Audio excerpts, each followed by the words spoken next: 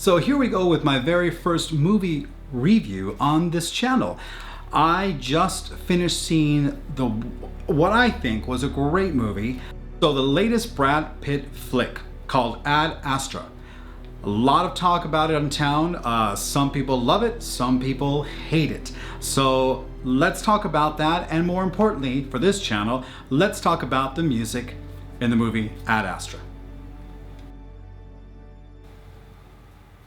Okay, so I've been hearing a lot of mixed reviews, mixed opinions about this new Brad Pitt flick, Ad Astra. So I saw the Rotten Tomato scores. The critics loved it. The audience pretty much hated it. The scores as of today are 83% for the critics and 43% for the audience. Now, I had a couple friends who saw it that they did not like it at all. But you know what? I wanted to go see for myself. And so I did. I got back today from seeing it, and I gotta tell you, I really liked it, actually. Call me crazy, but I really did. Now, that being said, it is don't expect Star Wars, don't expect Men in Black or anything like that. It's extremely slow burning. But it's evenly paced when it comes to that slow burning, you know. The visuals were absolutely stunning. The effects were great. So let's talk about what it actually is. The story basically is set, it doesn't say, but I think it's set in maybe the next 20 years into the near future, where Space Command, or Space Comm as they call it in the movie, is more of a normal thing. There are a lot more astronauts in the future. We have a few space stations, and people normally go to the moon and normally go to Mars. Cool.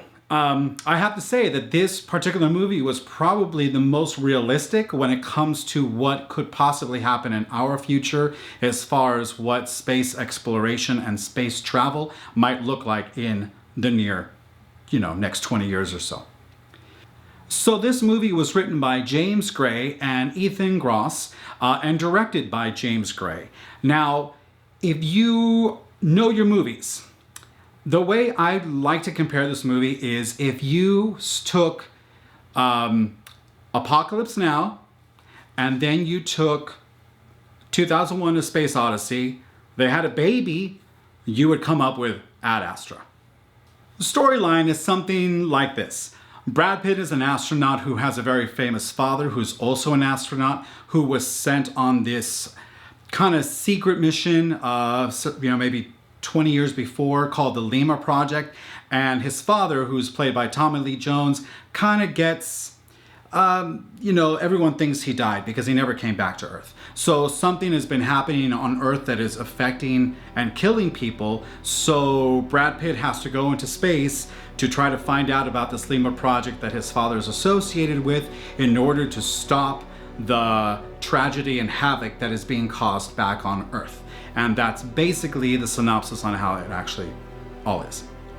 Now, I, again, didn't go into this movie expecting a lot because I'd heard a lot of, mixed reviews and everything. But I gotta say, I really enjoyed it. If you like Space Odyssey, if you're a Kubrick fan, you would probably really appreciate this. If you're a Coppola fan and you really liked the Apocalypse Now, you probably like this too, because those two storylines kind of like get mixed into this Ad Astra new film. And the visuals are great. The visuals are very reminiscent of 2001. So I think they paid a lot of really nice homage to 2001. And when it came to the music, they also paid a lot of nice homage to that as well, because the music by Max Richter is very subtle. It's very, if you like Blade Runner, the music for Blade Runner, you would probably really like this, because this is kind of subtle in that sense. It's a little bit prettier. There's a lot of drone going on, but it is really really music that you can literally just put on in the background and just enjoy it and relax. And that's kind of how it was with this movie.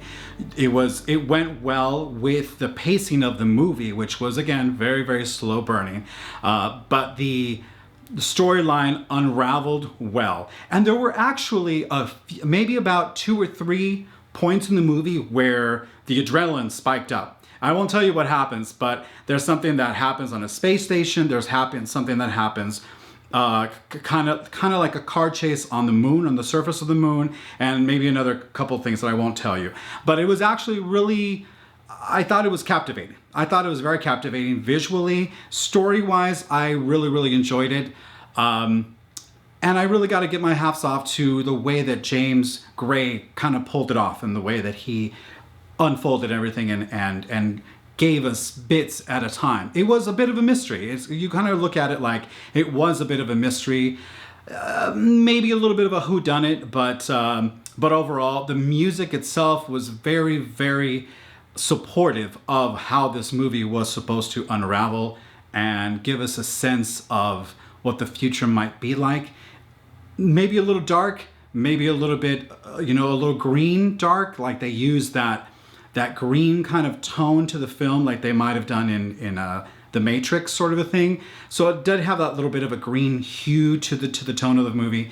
But it was great. I really liked it. So in this particular case, I think I would probably have to side a little bit more with the critics, because I do think that they looked at it as a serious space movie, not kind of like a swashbuckling Star Wars or, like I said, Men in Black space movie.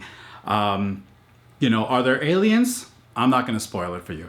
But this reminds me of when Contact came out with Jodie Foster. I think a lot of people, even though that is a great movie and it's hailed as a great movie today, when it first came out, a lot of people were disappointed because they were like, well, where are the aliens? We were expecting this big payoff of aliens at the end of Contact. Well, that got a little bit of hate back there in the late 90s. And now we're back to that again, where people might have been expecting a little bit more of lasers and aliens and things like that. And it's not so much that, it's a little bit more realistic on how things would really be played off today. This movie stars Brad Pitt, Tommy Lee Jones, cool appearance by Donald Sutherland, as well as Ruth Negga and Kimberly Elise, as long as some other really good, convincing performances. Performance-wise, great. Not a hold back, but again, very subtle to go with the tone of the slow-burning movie. James Gray, I think you did a great job, and I really enjoyed your movie. And in my personal opinion, if you fast forward a few years, I really truly believe that this is going to become a science fiction classic. And I wouldn't be surprised if this gets nominated for several Oscars coming in 2020, okay?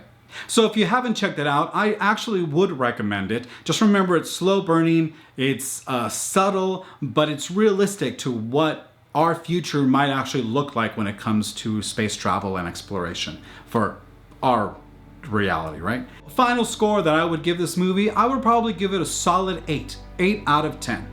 Music, I would probably give also about an 8.5 out of 10. The music is maybe not so memorable as far as themes go, but it worked very well for what they were going for and what they were trying to achieve with the tone and feel of this movie.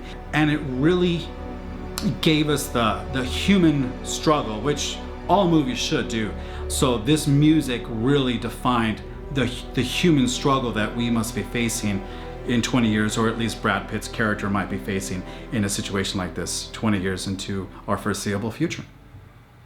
Go ahead and subscribe if you're into this sort of stuff and films and film music. I'll be coming out with some more episodes dealing with both. And if you like this video, please go ahead and give it a thumbs up or a thumbs down, and go ahead and give me some comments at the bottom, okay? Thank you very much, guys. Again, my name is Santiago Valencia. Join me next time, and until then, it's been a real slice. Thanks so much. Take care.